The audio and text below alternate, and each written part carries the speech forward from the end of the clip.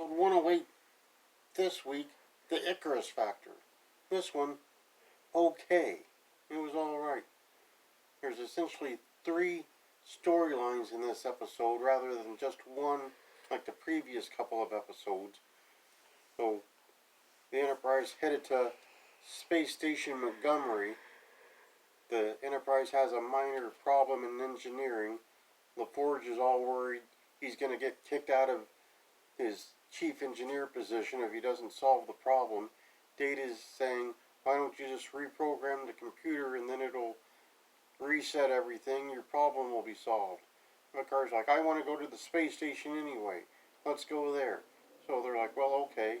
And Picard calls Riker into the conference room after they're done in engineering. And he tells him he's being offered the command of the Ares. And the Ares is going to some far-off corner of the galaxy. It'll take months at high warp just to get there. And they're just going to explore it. They hadn't explored it before. They want to see what's there.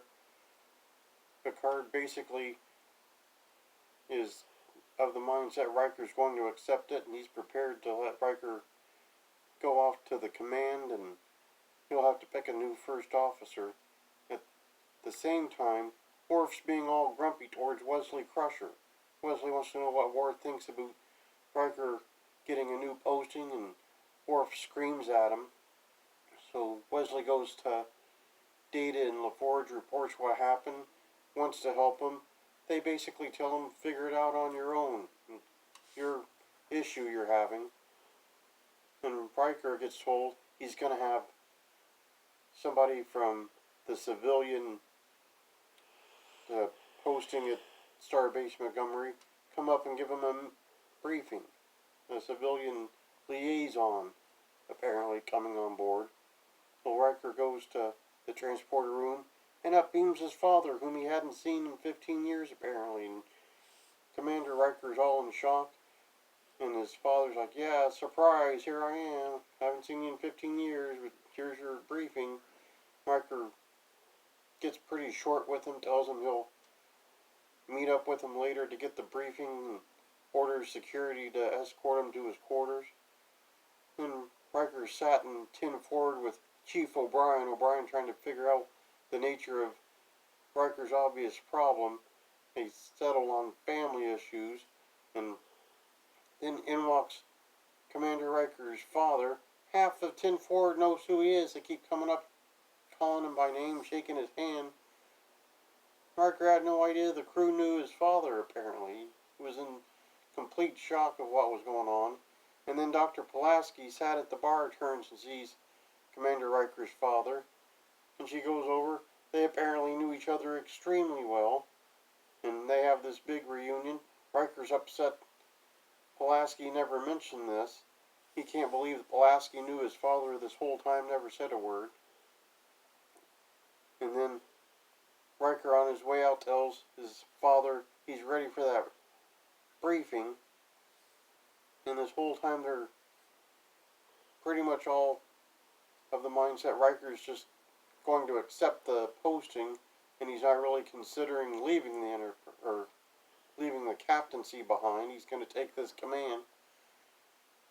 They allude to it several times, and then Worf comes up to Riker and he says, well, I want to go with you and be on your next posting. And Riker's saying, well, I don't know why you would leave here. And Worf tells him it's going to be a dangerous mission potentially, and he wants to go there because he's a warrior and he wants to live a warrior's life, and he'll be able to do that on Riker's new ship.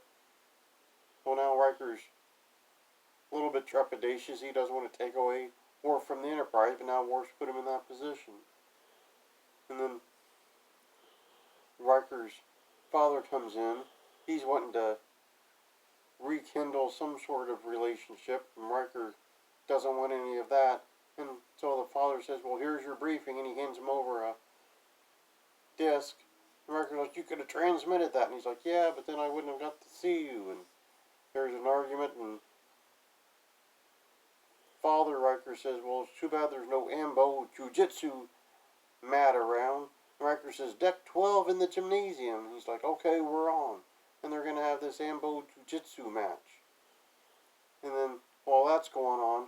Wesley Crusher is researched enough to know that Worf is upset because it's the 10th anniversary of his Day of Ascension, which is some sort of Klingon rite of passage, kind of like a bar mitzvah, and then the anniversary of it is a big deal, but there's no other Klingon on board to celebrate with Worf.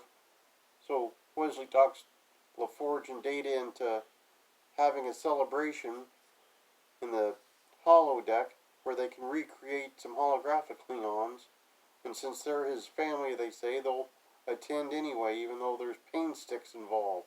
And LaForge doesn't want to see Worf getting hit with pain sticks, but he agrees to it because it's an important day. And Deanna Troi and Pulaski, they trick Riker's father, Kyle Riker, into the sick bay, and they're trying to get him to not do this jiu-jitsu match with his son. He's dead set on doing it. He's got to prove a point to his son, and they're going to go through with it. And the father picks up really quick that Troy had some sort of relationship with Will. He makes little allusions to that he knows that without having been told. So Deanna kind of backs off a little bit. We find out when Pulaski talks to Riker, she almost married his father just a few short years ago after he'd been severely injured at a space station. Everyone else on the station died, but he survived, and there was like a Florence Nightingale type of situation. Riker said he knew none of that, and he was upset she never mentioned knowing his father. Pulaski says, well, it never came up, even though the previous episode it directly came up. Came up directly in the episode about his father. She never said, oh yeah, I know your father.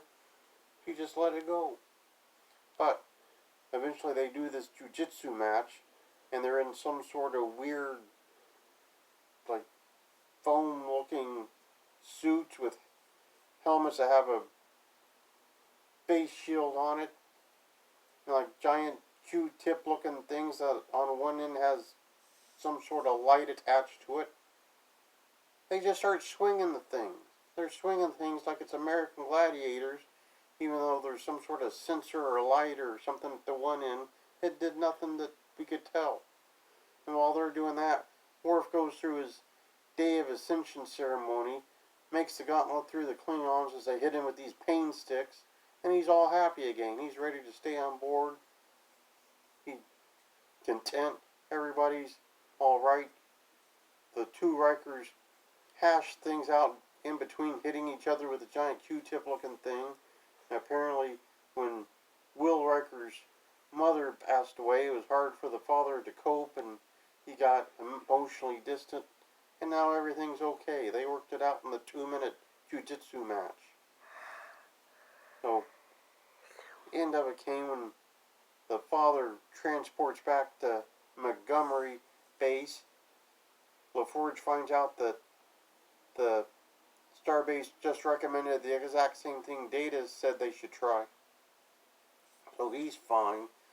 And Will Riker comes on the bridge, says he turned down the posting. He wants to stay on the Enterprise. No, he's staying put, and then Worf's eyes get all big, and he's like, oops, I'm glad I didn't formally request a transfer. And so then they're off to the next mission. That was basically the Icarus Factor.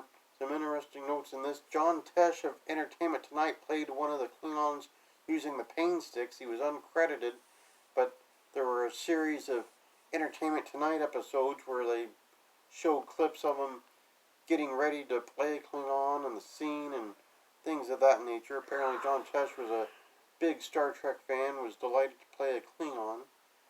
Also, the actor that played Commander Riker's father was one of the top choices to get the role of Captain Picard when Star Trek The Next Generation was in the developmental stages, but he lost out to it. He was a soap opera actor, but didn't get the part of Picard. But here he popped up in an episode. Only time in the live action or animated shows we've seen Kyle Riker. I believe he probably popped up in some of the books, but nothing on camera after this. You pretty much want to wait